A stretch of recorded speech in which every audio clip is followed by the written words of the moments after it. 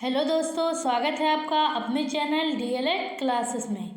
दोस्तों, हम डीएलएड के सेकेंड एंड फोर्थ सेमेस्टर के इंग्लिश सब्जेक्ट को पढ़ रहे हैं और इसमें से हमारा टॉपिक है टेंस।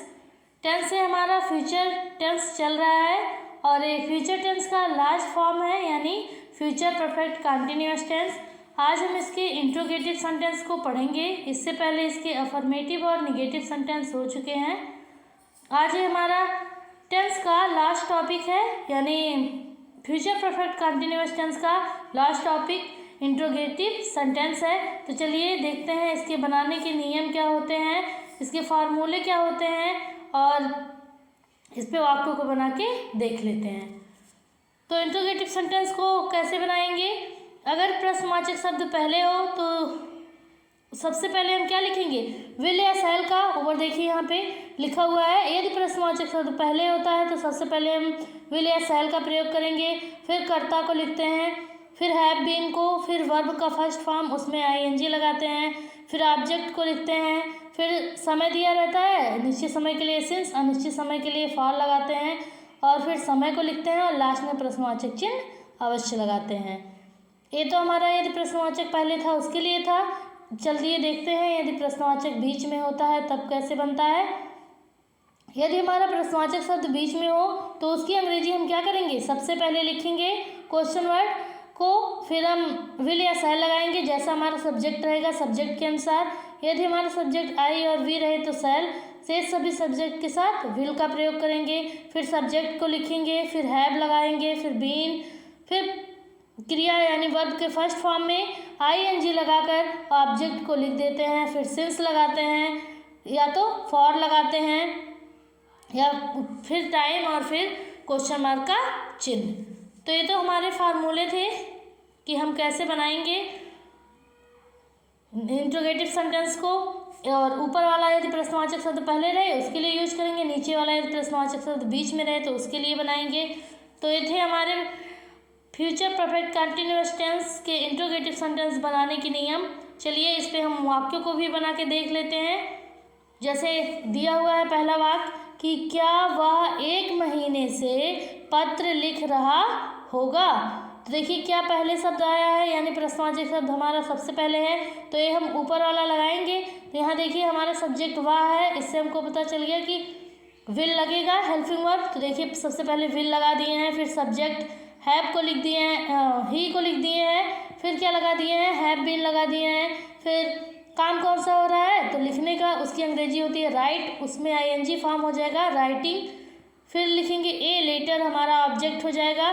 फिर 1 महीना, हमारे 12 महीने होते हैं तो ये मालूम नहीं है कि कौन सा महीना, तो इसके लिए हमारा समय कैसा है? अनिश्चित है। तो यहाँ पे हम क्या लगाएंगे?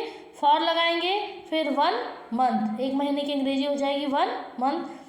समय को लिख दिए और लास्ट में प्रश्नवाचक चिन्ह। तो क्या वह 1 महीने से पत्र लिख रहा होगा, इसकी अंग्रेजी हो जाएगी will he have been writing a letter for 1 month.